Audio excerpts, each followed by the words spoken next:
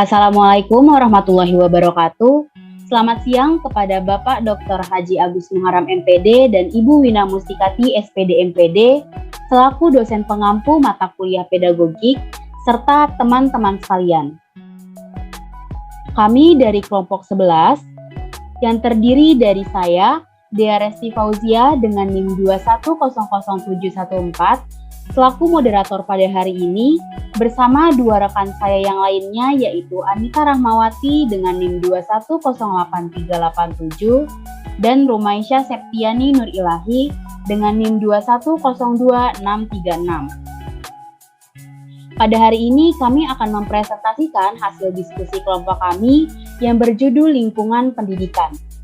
Untuk penjelasan lebih lanjut terkait lingkungan pendidikan, marilah kita simak dengan seksama penjelasan pertama yang akan disampaikan oleh Anita Rahmawati. Kepada Anita, dipersilakan.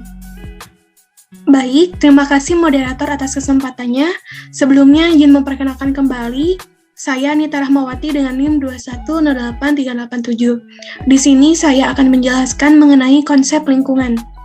Lingkungan adalah segala sesuatu yang berada di luar individu, baik abiotik maupun biotik. Lingkungan sendiri memiliki makna atau pengaruh tertentu terhadap individu. Lingkungan menyediakan rangsangan atau stimulus terhadap individu, dan sebaliknya, individu memberi respon terhadap lingkungan. Dengan demikian, yang tergolong pada lingkungan adalah semua makhluk hidup yang berada dalam dunia, baik biotik maupun abiotik, yang mempengaruhi perilaku, pertumbuhan, dan perkembangan proses kehidupan manusia, sehingga termasuk kegiatan pendidikan.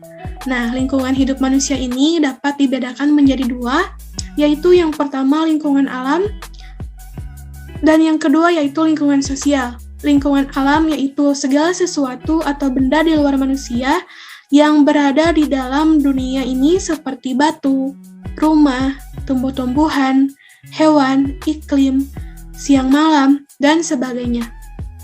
Lalu yang kedua yaitu lingkungan sosial, yaitu semua manusia atau orang lain yang berinteraksi dengan diri kita, baik langsung maupun tidak langsung, yang saling mempengaruhi antara manusia satu dengan yang lainnya. Sebagai makhluk sesama manusia, akan saling mempengaruhi dan mempengaruhi. Nah, dalam proses interaksi itu dapat terjadi perubahan dalam diri individu berupa perubahan tingkah laku atau dapat juga terjadi perubahan individu yang menyebabkan terjadinya perubahan pada lingkungan, baik yang positif maupun negatif. Oleh karena itu, manusia perlu memelihara lingkungan baik yang bersifat fisik maupun sosial dengan cara tidak melakukan perusakan lingkungan, agar lingkungan tersebut dapat bermanfaat bagi sebesar-besarnya kesejahteraan manusia.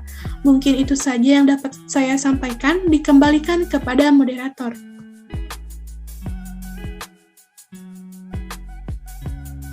Baik, terima kasih Anita atas penjelasannya. Materi selanjutnya yaitu tentang konsep lingkungan pendidikan yang akan disampaikan oleh saya sendiri. Dalam suatu pendidikan, ada lingkungan pendidikan. Lingkungan pendidikan adalah suatu tempat di mana memungkinkan terjadinya suatu interaksi manusia dalam proses pendidikan untuk mencapai tujuan pendidikan. Dalam sistem pendidikan nasional, dikenal 3 lingkungan pendidikan, yaitu lingkungan keluarga, lingkungan pendidikan sekolah, dan lingkungan masyarakat. Ketiga lingkungan pendidikan tersebut sebagai wahana yang dilalui anak didik untuk mengembangkan potensi diri dalam suatu proses pendidikan yang sesuai dengan tujuan pendidikan dan sekaligus untuk mencapainya. Jadi semakin kondusif suatu lingkungan tempat berlangsungnya pendidikan, maka semakin mendukung pula terhadap keberhasilan pendidikan dalam mencapai tujuannya. Lingkungan mempengaruhi perkembangan karakter anak. Bila anak tumbuh dan berkembang di lingkungan yang baik, santun, dan taat beragama, maka anak pun akan tercetak menjadi pribadi yang baik.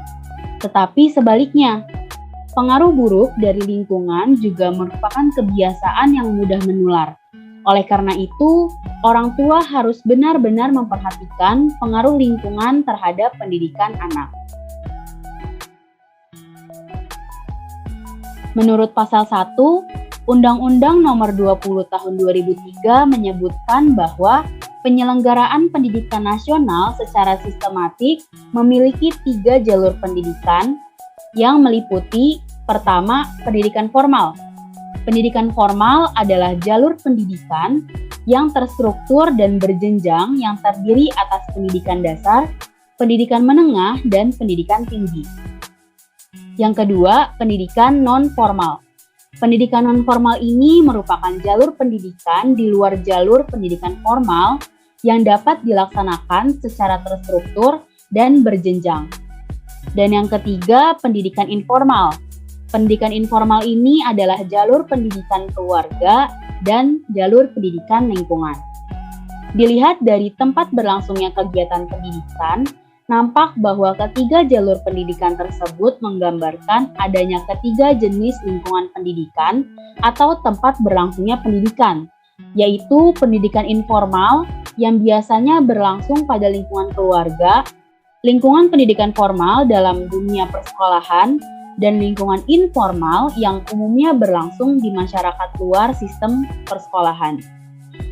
Dalam sistem pendidikan nasional, ketiga jenis lingkungan kegiatan ini bermuara pada sebuah tujuan pendidikan, dengan membuktikan bermuara pada satu tujuan pendidikan yang diberikan di dalam ketiga jenis lingkungan tersebut mempunyai nilai yang positif guna mengembangkan dan menjadikan peserta didik untuk mandiri. Sekian penjelasan dari saya. Baiklah, selanjutnya yaitu penyampaian materi tentang pendidikan di tiap jenis lingkungan pendidikan dan fungsi dari lingkungan pendidikan yang akan disampaikan oleh Rumaisyah Septiani Nur Ilahi. Kepada Rumaisyah, dipersilakan. Baik, terima kasih moderator. Sebelumnya, izinkan saya memperkenalkan diri kembali.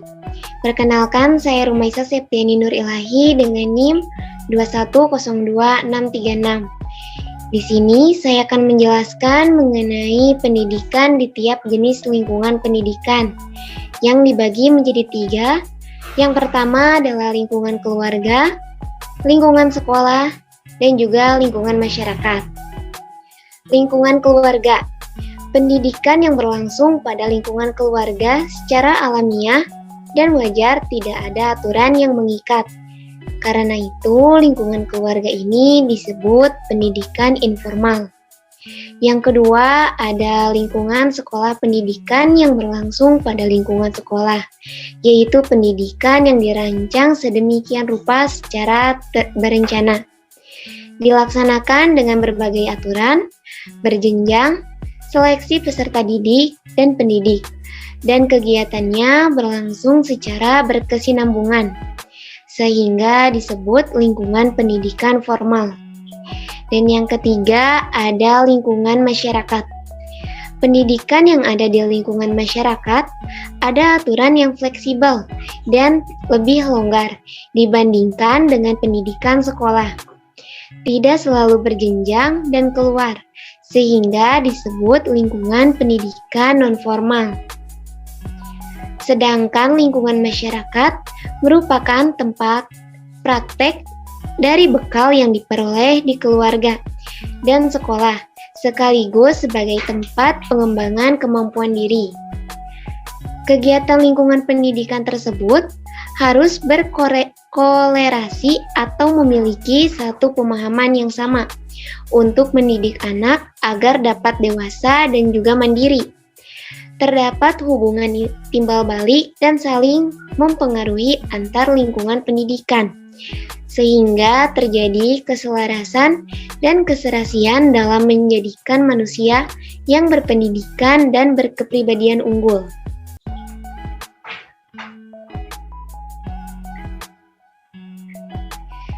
Materi selanjutnya yaitu mengenai fungsi lingkungan pendidikan. Fungsi lingkungan pendidikan terdapat berbagai macam. Yang pertama, ada tempat pembentukan generasi yang berkualitas dalam semua aspek, kognisi, afeksi, dan psikomotoris. Yang kedua, pendidikan membantu peserta didik dalam interaksi dengan berbagai lingkungan sekitarnya, terutama sebagai sumber daya pendidikan yang tersedia, agar dapat mencapai tujuan pendidikan yang optimal. Tempat pengembangan kemampuan peserta didik, tempat proses penyelenggaraan pendidikan. Lalu yaitu membantu peserta didik dalam berinteraksi dengan berbagai lingkungan sekitarnya, baik fisik, sosial, budaya, utamanya sebagai sumber daya pendidikan yang tersedia agar dapat mencapai tujuan pendidikan yang optimal. Sekian penjelasan dari saya kembalikan kepada moderator. Terima kasih Rumaisya atas penjelasannya. Baiklah Bapak, Ibu, dan teman-teman sekalian, tadi adalah penyampaian materi terakhir mengenai lingkungan pendidikan. Sebelum memasuki sesi tanya jawab di WhatsApp Group, izinkan saya untuk membacakan kesimpulan. Kesimpulannya, lingkungan adalah suatu tempat individu, sedangkan lingkungan pendidikan adalah suatu tempat terjadinya interaksi proses pendidikan. Lingkungan meliputi unsur biotik dan abiotik, sedangkan lingkungan pendidikan meliputi pendidikan formal, informal, dan non-formal. Jenis lingkungan ada dua, yaitu lingkungan alam dan lingkungan sosial. Sedangkan jenis lingkungan pendidikan ada tiga, yaitu lingkungan keluarga, lingkungan sekolah, dan lingkungan masyarakat. Lingkungan tidak bertanggung jawab terhadap kedewasaan anak didik, sedangkan lingkungan pendidikan bertanggung jawab terhadap kedewasaan anak didik. Demikianlah kesimpulan yang dapat saya sampaikan.